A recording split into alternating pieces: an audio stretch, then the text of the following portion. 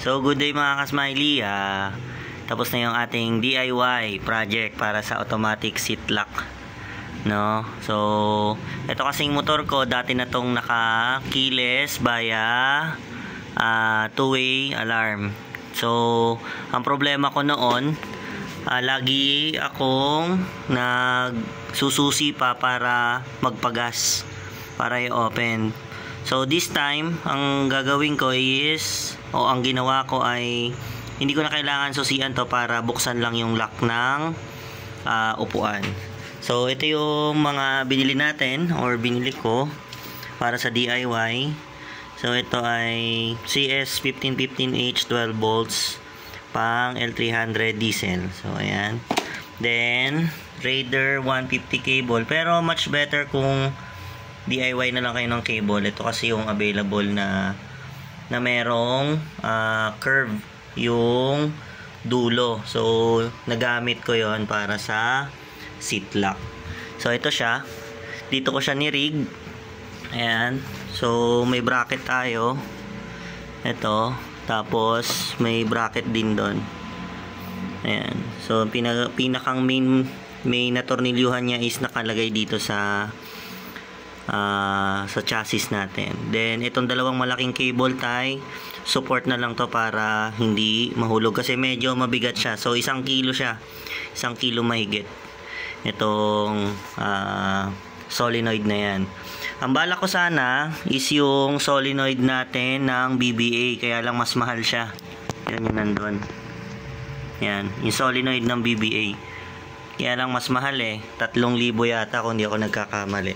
So, ito. Tingnan nyo na lang sa online kung magkano. Then, dito ko nilagay yung relay niya. Ayan. So, dito, nakahinang na to. Hindi na ako gumamit ng terminal pin para sa positive line. Tapos, number 14, malaki. Malaking wire yung ginamit ko. Then, ayan. So, ito lahat ay puro 14.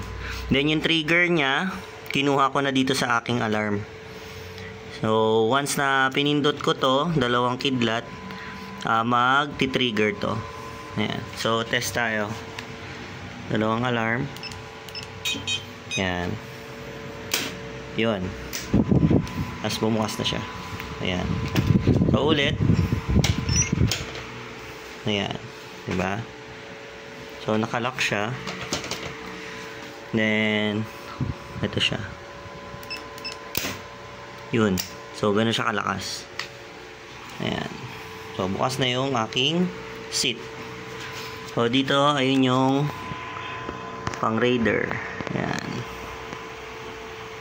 So, ganyan siya. So, nakabangga na siya doon sa chassis natin. Kaya, hindi ko na siya nilagyan ng stopper. Ayan. Dito siya. Okay. Ayun.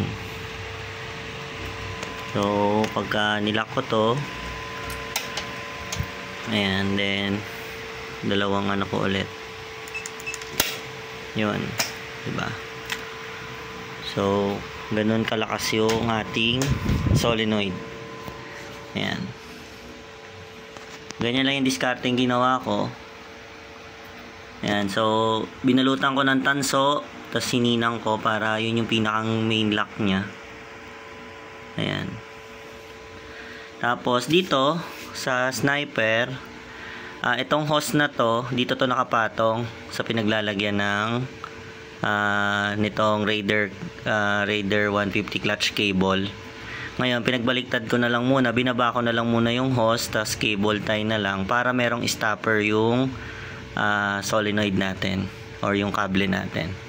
And tas nakabali siyang ganyan. So, dumaan na siya sa ilalim.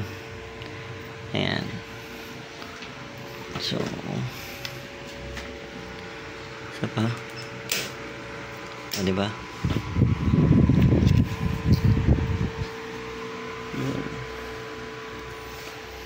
Yun lang.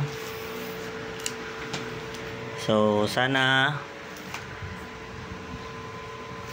sa mga nagdi-DIY dyan, gayahin nyo na lang.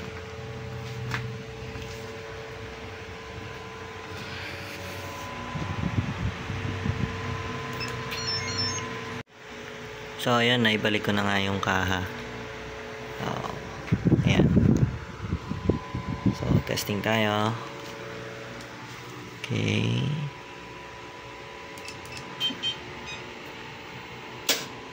Yun.